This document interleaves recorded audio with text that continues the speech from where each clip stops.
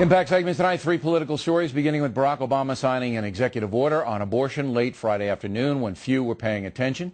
Incredibly, the USA sends more than $400 million overseas every year to help foreign countries with family planning. Why are we doing that? We're broke. Presidents Reagan and Bush, both Bushes, ordered no federal dollars to be used for any abortion situations, but on Friday, Barack Obama reversed that, as Bill Clinton had during his administration. Joining us now from Washington, Fox News analyst Juan Williams and Mary Catherine Ham.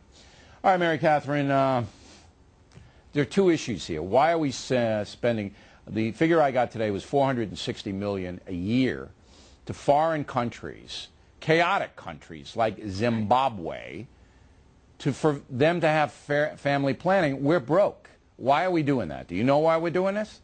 Well, I think it's a good faith mission to go out and actually, prevent AIDS and that sort of thing in other countries, and unwanted pregnancies with birth control and whatnot. But what the left is complaining about, places like Planned Parenthood have lost a bunch of money in federal funding over the years internationally because they do abortion as family planning, which was prohibited under the Bush administration. This is a political football that's been passed back and forth. Okay, Reagan, but again, I wouldn't send. I'm not going to spend almost $500 million a year, right, sending money to these countries, because I don't know where that money goes. We have no control. I agree, and it's even more crazy for it to go to abortion-related clinics. Okay, but now. It's Friday, as you know, Juan, because you've been in the press, what, 87 years? You started when you were 6. Yeah, my 90th is coming up. When you want to put something out that you don't want anybody to know about, Friday afternoons when you put it out, correct?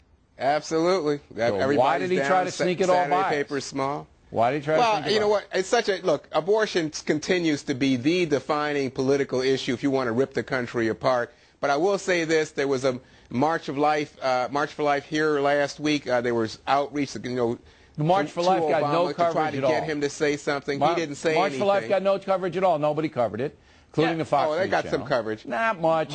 Not much. But right, he tried to sneak it by it. Come on, Juan. The president tried. Look, Guantanamo Bay, all the other things, even and this fuel efficiency thing, which I applaud him.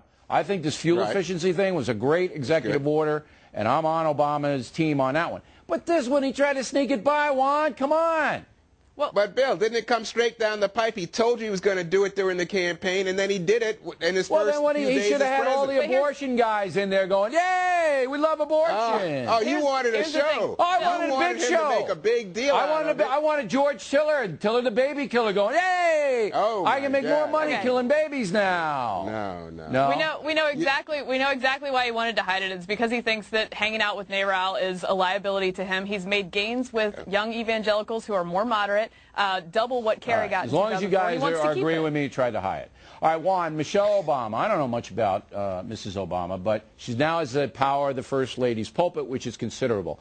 How do you think she's going to use this power, Juan?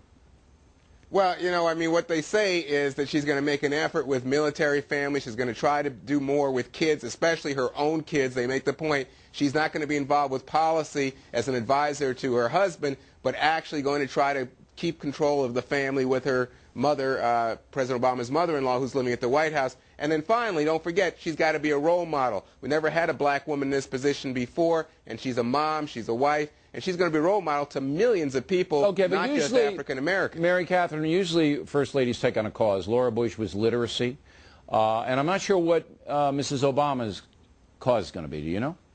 Well, she's talked about taking on the juggling of family and work, which probably entails some sort of family leave discussions, national discussions on that. She has a policy director who's fairly to the left on those issues, although she is going to start with military families, which I think is the best political move when you're talking about supporting families. But, she's got to walk a fine line. Everybody's saying, no, she's not she's not just a nice First Lady who's just going to be quiet. On the other hand, she's got to not drop sound bites like she did during the campaign that were not helpful to her husband, because frankly, if you want to be an unpleasant, heavy-handed First Lady, anything that she says, you'll end up like Hillary Clinton. So absolutely, and let me just tell you this: if you think about liabilities for President Obama that are close to him, Joe Biden's up there, but Michelle Obama's right there. Michelle Obama, she's got this Stokely Carmichael in a designer dress thing going. If she starts talking, as Mary Catherine was suggesting, her instinct is to start with this blame America, I'm the victim. If that stuff starts to come out, people will go bananas, and she'll go from being the new Jackie O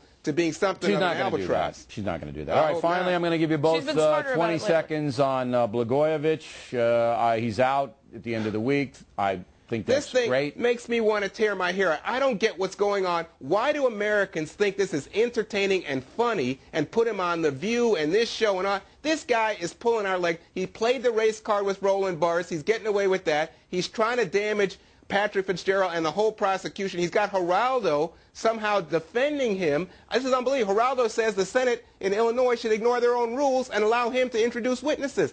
This is madness. You know, it's all now come down in Washington to, oh, it was a rule. Burris had to be accepted. Listen, Blagojevich is all he's doing now is trying to poison the jury pool, talking about he's Gandhi and he's Mandela. Please, this is ridiculous. All right, so Juan, Listen, you're not happy. You're not sad to see him go. Mary Catherine, real quick, are you sad to see him go?